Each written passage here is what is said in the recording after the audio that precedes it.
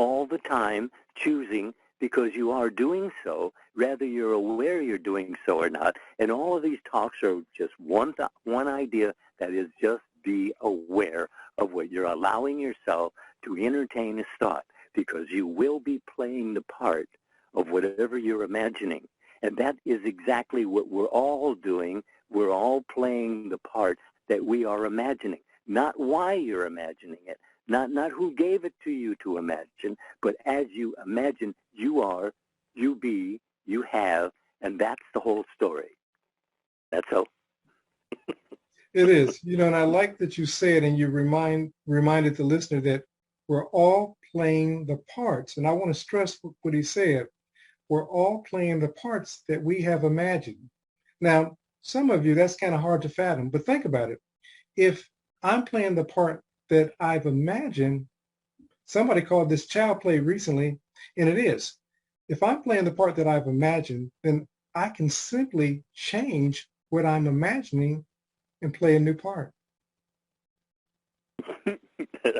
That's it. That's what we lost as children. We lost the ability to imagine and believe it, even if no one else can see it. Because to the child, it's real, and that's what it must be to you. Thinking makes it so. Think about it as lovely and of good report and as you desire it to be.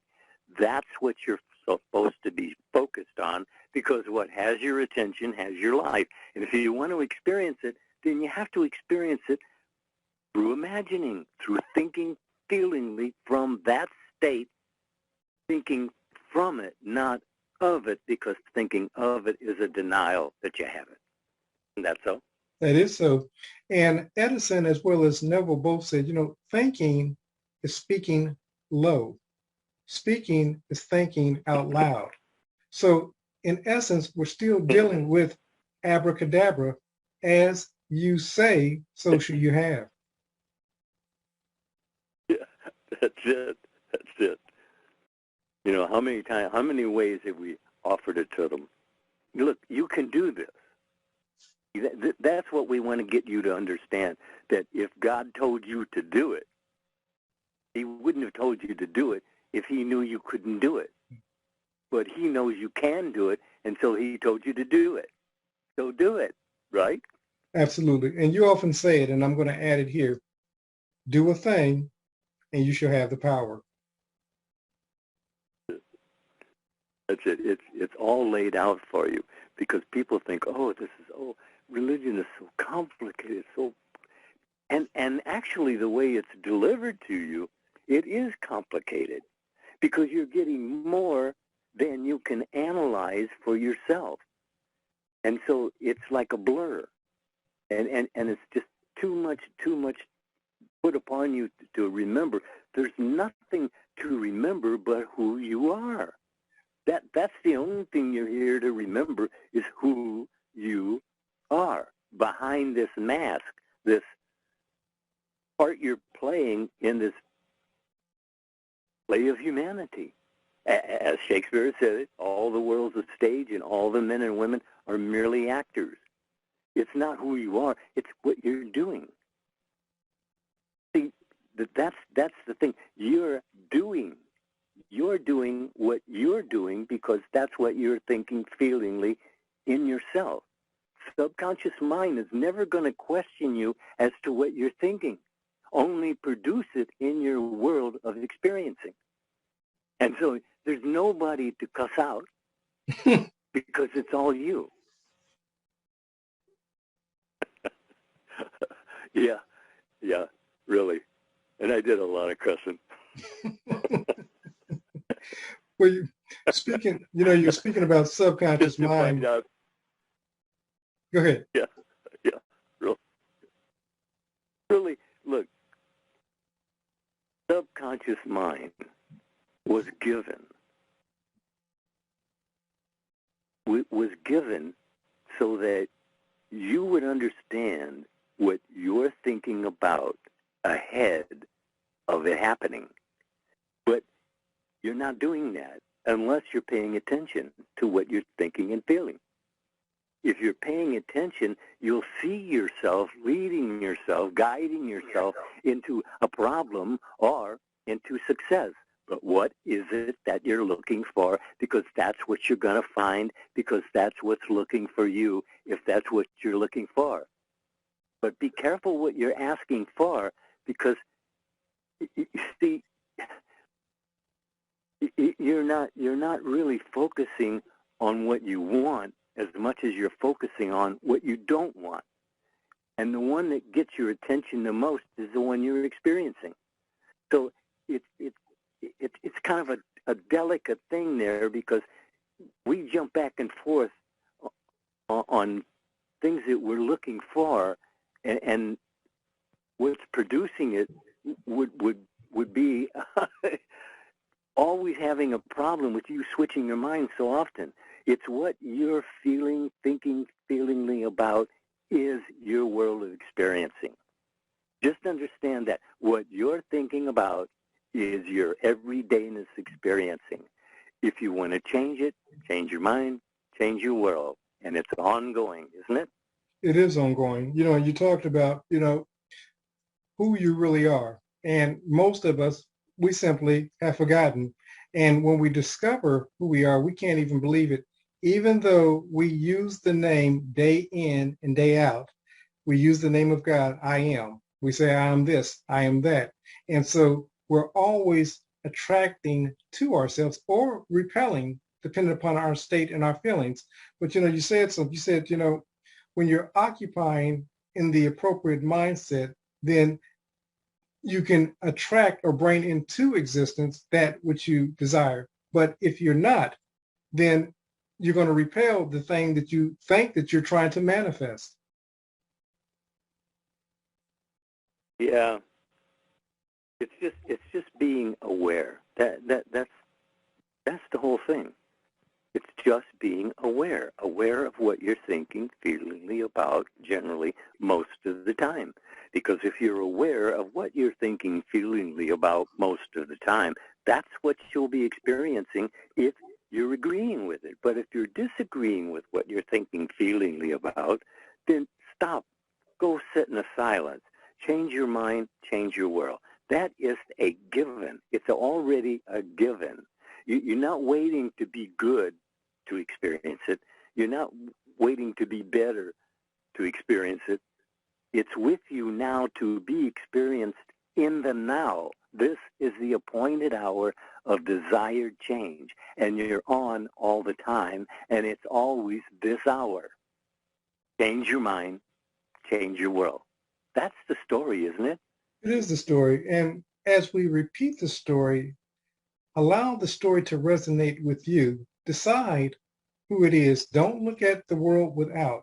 Don't judge according to appearance, but simply decide who you will be and begin to think upon, meditate, imagine yourself, as Mr. Lindell said a moment ago, thinking from being that individual, being the person, and begin occupying that state.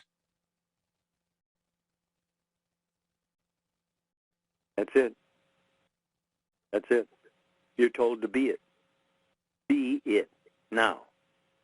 That's the story. In 3 words, just be it now. What? I don't know what. What are you looking for? See, that's it. If you're not focusing on what you're looking for, then you're focusing on what you're afraid of. And what you think upon, it grows. It becomes awake in your world of experiencing. It's not just a thought that comes from now and it falls into the past. See, I thought that. Oh, I said that before. That's in the past. But it doesn't matter. When you said it, you said it. And mind heard it. And mind will operate upon it as it is instructed to do. But are you giving the instruction of thinking only on things that are lovely and of good report, or are you just letting it come and go? And what are you bonding with? You see, anything you're focused on long enough makes a mindset. And the mindset, once it's made, operates automatically. In other words, you're on all the time. Your world is being created moment by moment. There is no future as of yet until you create it. And you're doing so every day.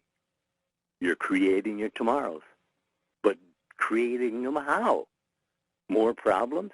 You know, if you're thinking upon what you don't want, that's what you're going to get more of. Because all things produce after their own kind. If you're complaining, all you're going to do is set yourself up for more complaining. Isn't that so? It is so, and we talked about it a moment ago as we're speaking about everything producing after its kind. And, mind is the subconscious mind is the creator. We're always, he talked about the term creation. We're always procreating. It says that God knew such and such person. That was an intimate relationship. Or it said in the scripture that this particular man knew this particular woman. What we're talking about is a procreation, a mindset that we've, as Mr. Lindell stated a moment ago, that we're bonding with. So the question is, what are you procreating with? What are you giving your attention to? Because whatever you're procreating with by way of thought, your subconscious mind, you're going to outpicture, give birth to in your existence. Right. You're making a model all the time. Yeah. And your model is being furnished to you every day. And if you're seeing your everydayness as what you have thought, then you can see that there was a time before the action took place that you could have changed your mind and changed the event. You're in control, but you have to stand up and take control. You have to claim. That's what it is you're here to do. You're here to claim the better. And that means better, better, better, better, better, better, all the way along the line, as long as you stay focused on the better. But that's not what people do focus on. They focus on their problems. And they worry and they fret. And understand, if you're angry, you feel the angry. You understand? You feel the angry. If you become angry, you're feeling angry. And when you're feeling angry, your body listens to everything you do, and it acts accordingly. And then you wonder why you have bad feelings. Well, that's it.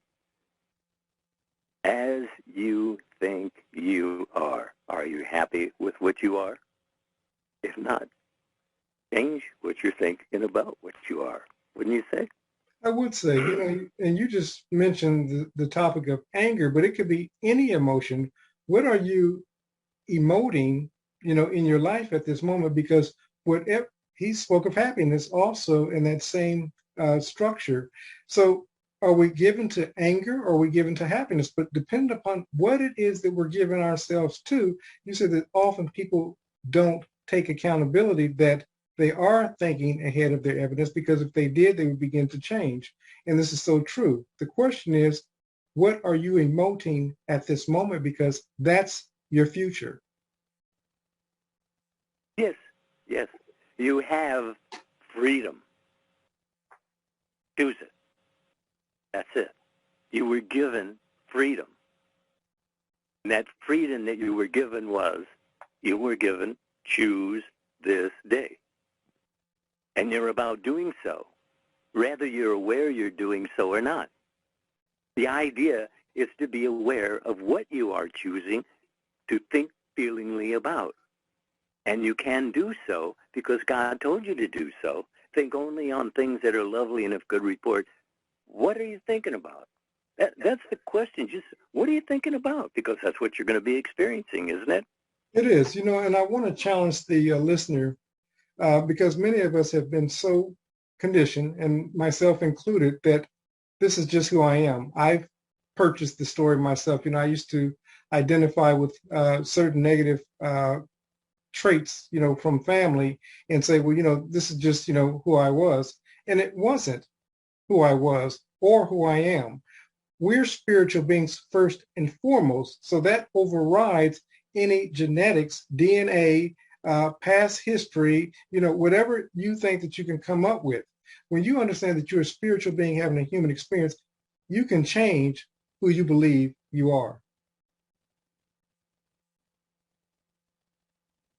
Yes, that's always with you. Understand, it's always with you. You can turn at any moment and change your mind and change your world. But you may not see the action of what you're creating at the moment, because everything operates in a time sense in this world of experiencing. Yes. And understand, this is what we're told is a shadow world. Our world is a shadow of reality. It's a virtual reality. Everything here goes away, including your body, but not you. There's nothing transforming in death for you. You'll continue the charade forever until you change your mind and change your world. There's nothing transforming in death. You'll be the same person you are right now, thinking, feelingly as you are right now, and you'll experience what you've been experiencing if you stay thinking the way you're thinking right now. Nothing changed. In fact, some people don't even know they died. It's strange, but it's true. It all happens in a dream, because this is a dream. All of it is a dream. It's God's dream, and then he gave his creation to dream their dream, and you're doing so all the time. You're on all the time dreaming your dream, but you're given to change it. If you'll change your mind, thinking differently, feeling differently, then you'll be acting differently, and the world will be that action differently. Think only on things that are lovely and of good report. I'll leave it at that, because what else could you say? Not a whole lot, but you said quite a bit, and I wanted to touch on something. You said, you start thinking, feelingly differently, but also what's going to follow is you're going to act differently. And then the world's going to respond differently to you. Matter of fact, it's going to look different to you. You're going to find that it's a different world. And you're going to find that the cause of that strange new world is yourself. That's right. Neville one time was talking about flowers. And he said he was thinking of the flowers and roses. And he said he was sitting there thinking about the roses, and then he started seeing them in his vision and smelling them. And you actually could smell the roses that were not there. You can create your world that is not there, but it will be, if you will be in harmony with, in your thinking and feeling. That's the way it works, isn't it? It is, and going along with that conversation of Neville's, he said that it had been so that somebody through the course of time that day had given him a rose to put in his lapel. So of course, it basically materialized the rose in his experience. And this is how everything works, and a lot of times many folks believe that, of course, that they can't think or feel. But the truth of the matter is, even if we're doing it at such a deep level that we don't realize it, this is who we've been created to be. Now, just because we don't realize that we are thinking, feeling, and creating, doesn't mean that it's not happening. It just means that we're not always aware that it's happening. And this is why we often suggest to you to enter into the silence, so that you can be more mindful of what it is that you're out picturing in your world. We shall become as little children. Believing is receiving. What do you believe?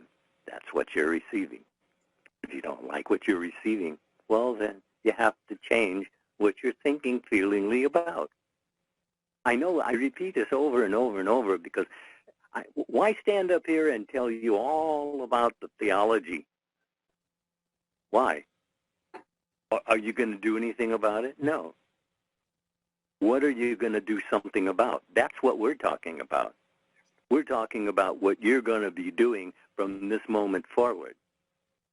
If you will change your mind, you will change your world. But if you don't change your mind, you're not going to change anything. And as a matter of fact, you'll keep setting yourself up for the same thing. You know, we're told not to judge by appearances, but, you know, that's what we've been doing for eons and eons of time, judging by appearances. And all things produce after their own kind. So the world changes very, very slowly because there are those who do think feelingly beyond the moment. And that's all science fiction is that we're just thinking ahead of our evidence. But they will be experiencing what they're thinking right now. And we see that it's so. Because look at the right now, the cell phones, for instance. You know, 10 years ago, never even heard of them. Maybe a little longer, but never even heard of them. But somebody did, because I remember watching, who was it that had that wristband that, well, with a, Star Trek? Talking to Star Trek. Oh, no, long before that, The Shadow. Dick Tracy. Dick Tracy. Oh, Dick, that's it. Yeah, he was always talking on his wristband. And but you see, now they're doing exactly that. Look at the watches now. Yeah. I mean, it's like having a computer on your wrist, right? Absolutely. You know, and you bring that up. Even probably about 20, 25 years ago, there was a movie, of course, Dick Tracy, and he, of course, was still talking on his wristband, his phone on his wrist. And we hadn't fully gotten to that point because the phones hadn't gotten that small.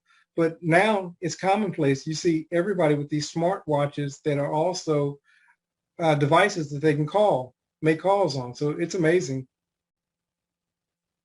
Yeah, but you see, that's it. You're thinking ahead of your evidence. You understand? That's all that's happening. That's what science fiction is. You're thinking ahead of your evidence. And you see on the television this commercial where the guy's helping putting a wheel on his wagon and lighting his fire with a cigarette lighter, and this is a caveman, and it all gets done, but it's done in the theater of mind. This is a first-person, present tense experiencing that you're going to experience when you decide what it is that you want and start feeling I am that. Because that's the only way you're going to get it, right? Absolutely. You know, and it makes me, when you were talking, the biggest phrase that kept coming in my head was, you know, abracadabra. You know, we're speaking, and as we're speaking, we're creating. And it goes back to what you were saying. We're always thinking ahead of the evidence. Everything starts in mind of man, woman. And as we begin to understand that, if we begin to understand that we're creating, and you said something earlier, you said, you know, we're really not talking about religious, because religion kind of gets you lost. What we're trying to do is get you to see the simple message of, as you think, you are. That's it. Get that, you got it. And that's all you have to focus on. What you are focusing on is what you're experiencing. You're always thinking ahead of your evidence. So if you want to change your evidence, then you change your thinking. And you say, how could anything be that simple? Well, why don't you experiment with yourself and see for yourself, first person. This is hearsay. Everything we're telling you is hearsay. But that's not going to help you much unless you operate in it. You think upon it. you feel after it, because that's what you'll find is what you're feeling after, because that's what's looking for you. And if you don't like it, you don't want it, stop thinking about it, right? Absolutely. And I like that we're talking about, these simple concepts of thought and understanding that thoughts are the building blocks of your world. And if you're not liking what it is that you're building at this time, simply change your thoughts, wipe out the old idea. Have you ever seen the movie Conception? Yes. It's kind of like that, the guy gets into the imagination and the buildings and everything is being formed like the Matrix, being formed in the mind of men and women. And because these are movies, it goes back to what you were saying earlier. There is no fiction. Right. He told very plainly, as you think you are. What you are, that's what you think you are. It's super simple, but you have to keep it simple, because if you start complicating it, you'll turn it off, you'll forget it, and then that's what you do. You forget it, and what you're forgetting is you denying yourself. Isn't that so? It is so. You went back and you said it was super simple, and this is the problem. Many people come and they listen to these talks. They listen to them week after week, and they said, you know what, these messages are so simple. I need to find something more complex. So they'll go out and find a teacher that's talking all these theories and all this complexity and so forth. And they say, oh, now it's really complex. Now I really think. Bottom line is, as a athlete understands, it's always going to bring you back to the basics. Hey, try the simple. That's all. You say it's too simple. Just try the simple. And then when you start getting benefits, yeah. Well, you see, you try the simple. Then you can always go to the complicated. Absolutely. Because it's always there. I mean, that's what they do to give you so much to think about that they're scattered. Yeah. Your brain is scattered, thinking about things that are really no benefit to you. But why? Because you keep thinking about them. Yeah. If something's not serving you, drop it. And when you drop it completely. Don't. If it comes back, it'll come back as an instant thought. But then just say, "Oh, sorry, let that go," and put it aside. As you think you are. I just leave you with that one, because that's what's really happening, isn't it? It is. And I love that you said, try the simple. Before you go to all the complex, try the simple. And this is our challenge each week, to don't allow it to continue to be secondhand. Discover for yourself that these things work. Try the simple. That's a good point to leave it at. I think so. Don't you think? I do. I think that this is a very powerful lesson, and I think that if you go back and you re-listen to what it is that we said in this message, abracadabra, speaking makes it so, or you're creating by your words. If you understand that, and you understand that thoughts become things, it's going to transform your world. But try the simple. Try the simple. That's it. Okay, guys. All right, sir. Been a pleasure. Yes, it has. It always is. Thank you. Thank you, sir. Have a great one. Okay. People just want to know what you did to be successful. The 4 CDs that I have out there, it's all there. If you took any one of the CDs and actually followed through on what you understood there, you could change your mind, change your world. All you have to do is just listen to the CDs. It's always reiteration and reiteration. I want to go back to the 4 CD set. Go to metaphysicalarttheater.com. We can only mail in the U.S. right now, but for those who are outside the U.S., we can send you a digital bundle with everything, so you'll get the enjoyment without waiting for it in the mail. Matter of fact, those who are in the U.S., if you would rather have the digital copies, we can do that as well. metaphysicalarttheater.com.